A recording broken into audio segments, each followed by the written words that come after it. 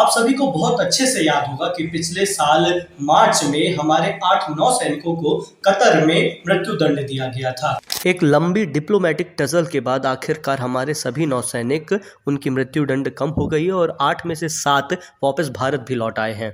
एक बार शुरुआत से इस पूरे घटनाक्रम को समझा जाए, क्या, कब और कैसे हुआ। अगर आप चैनल में नए हैं तो इसे सब्सक्राइब करें। इन सब की शुरुआत होती है अगस्त 2022 में, जब कतर सरकार ने भारत के 8 पूर्व नौसैनिकों को गिरफ्तार कर लिया था। ये अल दहरा नामक एक कंपनी है, उसके लिए काम कर रहे थे। इसके बाद मार्च 2023 में कतर की ही अदालत ने इस मामले की सुनवाई की। हालांकि कतर की ओर से इन आरोपों को लेकर कोई भी वजह नहीं बताई गई, न गिरफ्तारी की, न उससे जुड़े और लगाए गए अभियोगों की कोई भी जानकारी सार्वजनिक की गई। अगर आप गौर करें तो इस पूरे घटनाक्रम में अक्टूबर 2023 में कतर की अदालत ने 8 पूर्व नौसैनिकों को मौत की सजा सुना दी। अगर आप ग्रेविटी समझे इस पूरे मैटर की तो उसमें यह टाइम फ्रेम बहुत कम माना जाएगा।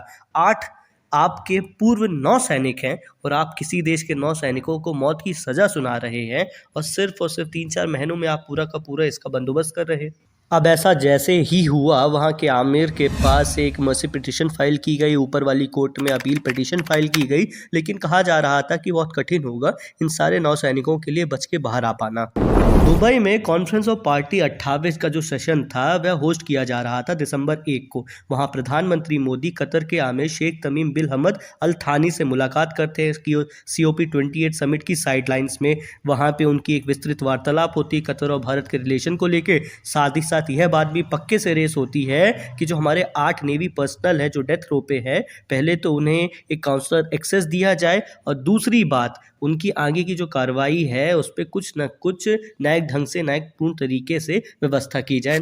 इसकी मीटिंग के जस्ट बाद जो हमारे जितने भी नौसैनिक थे उनको काउंसलर एक्सेस प्रोवाइड किया जाता है। आप इस बात को समझिए कि हमारे जितने भी नौसैनिक थे उन सभी को सॉलिट्यूड में रखा गया था। मतलब सॉलिट्यूड एक ऐसी परिस्थिति, एक ऐसी जेल होती है जहाँ पे आपको अकेले रखा जाता है। एक अंधेरा कमरा रहता है, खाने के लिए 2 बार आपको दिया जाता है। बहुत कठिन परिस्थितियाँ होती हैं, आप किसी से बात नहीं कर सकते। आप उस वक्त जो मेंटल प्रेशर रहता है, जो ट्रॉमा होता है इंसान के अंदर, उसके विषय में सोचिए। वो सिर्फ और सिर्फ एक छोटे से कमरे में दीवार को बस देखता रहता है। हालांकि इंडियन नेवी के सारे पर्सनल बहुत स्ट्रांग होते हैं, बट फिर भी ये जितने भी हैं पर्सनल, ये सारे रिटायर्ड हैं। तो आप ऐसा नहीं समझिए बहुत यंग हैं सब के सब। इतने एक्सपीरियंस वेटरन्स के लिए भी वहाँ पे सॉलिट्यूड में रहना आसान नहीं रहा होगा। काउंसलर एक्सेस देने के बाद और प्रधानमंत्री मोदी की इस मीटिंग के बाद उसी महीने जो अपील कोर्ट जहाँ पे अपील की गई थी उन्होंने सज़ा को कम कर दिया। जो मृत्यु दंड था उसे कम्यूट करके एक हल्की सज़ा में कन्वर्ट कर दिया गया, जैसे किसी को 25 साल, किसी को 8 साल और फिर आगे ढेर सारी और अलग बातें। अब यह भी समझिए कि ऐसा क्यों किया गया। देखिए 8 नेवी पर्सनल जिनको अभी डेथ सेंटेंस दिया गया, उनकी एकदम से यह नहीं किया जा सकता कि हाँ अब आप आज़ाद है जाने के लिए। एक स्टेप बाय स्टेप प्रोसेस ही रहती है। तो पहले उनके डेथ सेंटेंस को कम्यूट करके इम्प्रिजनमेंट में बदला गया। यह सारी घटना दिसंबर 2023 में घटी और अब 12 फरवरी 2024 को 8 के 8 नौसैनिकों को रिहा कर दिया गया, जिसमें से 7 वापस भारत भी आ गए हैं। और यह भारत की बहुत बड़ी राजनीतिक जीत है। कतर से देश वापस लौटे हमारे वेटरन्स ने यह बात कही कि वे भारत सरकार और प्रधानमंत्री मोदी का धन्यवाद भी देते हैं। 8 में से जो एक हमारे वेटरन अभी तक नहीं लौटे, उनका नाम है कमांडर पुर्नेंदु तिवारी जी। जब कतर की कोर्ट ने डेथ सेंटेंस को कम्यूट किया था, अपील कोर्ट ने, तो सबसे लंबी सज़ा इम्प्रिजनमेंट की किसी को मिली थी तो वे थे पुर्नेंदु तिवारी जी को। इनको 25 साल की सज़ा मिली थी। तो शायद इसी पे कुछ और डॉक्यूमेंटेशन या कुछ और फॉर्मेलिटीज़ बची होंगी, तभी वे अब तक नहीं लौटे। उसका भी रीज़न नहीं बताया गया। अब सवाल उठता है कि आखिरकार ऐसी घटना हुई क्यों।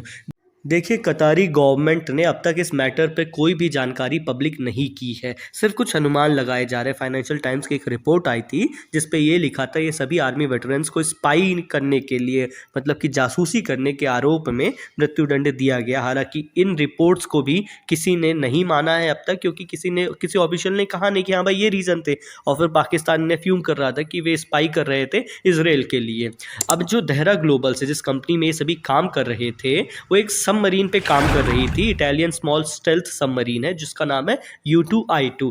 इस सबमरीन के इंडक्शन का कार्य चल रहा था कतर की नेवी के लिए। उसी में ये सभी आर्मी वेटरन्स काम कर रहे थे। Captain Navtej Singh Gill, captain Birendra Kumar Verma, captain Saurabh Vashisht, captain Amit Nagpal, captain Purnendu Tiwari, commander Sanjeev Gupta, commander Sugunakar Pakala, sailor Rajesh, ये सभी नेवी वेटरन्स उसी दहरा ग्लोबल्स के लिए कार्य कर रहे थे।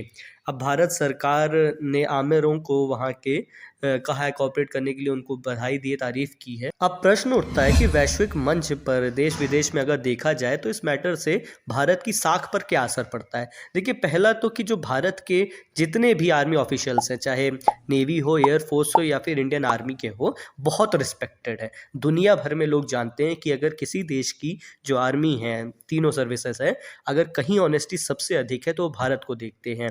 यहाँ पे आपको पता है पैसे वगैरह ज़्यादा मिलते नहीं हैं कंपेयर टू दूसरे नेशन से। चाहे आप पाकिस्तान देख लीजिए, वहाँ के आर्मी ऑफिशियल जितने रहते हैं उनके पास तो बिलियन बिलियन डॉलर्स रहते हैं। हमारे जितने भी आर्मी के ऑफिसर्स रहते हैं वे सारे देश की सेवा में अपना तत्पर त्याग कर, सब कुछ लगाकर, सर्वस्व निछावर करके हमारी सेवाएं देते हैं। तो हमेशा जितने भी बड़ी बड़ी कंपनियां हैं विदेश में हैं, वो इंडियन ऑफिशियल्स को हायर करती हैं, आर्मी, नेवी और एयरफोर्स ऑफिशियल्स को। तो इन टोटो ऐसा कोई भी बड़ा असर नहीं पड़ेगा। हाँ, जो स्पाइनाज के जो थोड़े बहुत जो जासूसी के आरोप लग रहे थे, उस पर हल्की बहुत कुछ प्रश्न तो उठते ही हैं, मान लीजिए।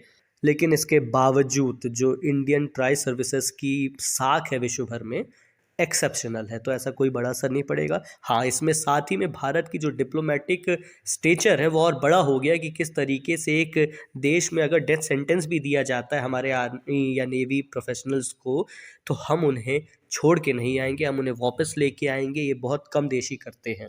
और बिल्कुल ये 8 के 8 नेवी ऑफिशियल्स हमारा रिप्रेजेंटेशन कर रहे थे, हमारे देश का रिप्रेजेंटेशन कर रहे थे। कुल मिला के वे 1.5 बिलियन पीपल का रिप्रेजेंटेशन कर रहे थे। तो बिल्कुल भारतीय होने के नाते हमें गर्व होना चाहिए कि हमारी सरकार इसमें सक्षम है कि हमारे लोगों को वापस देश में ला सके।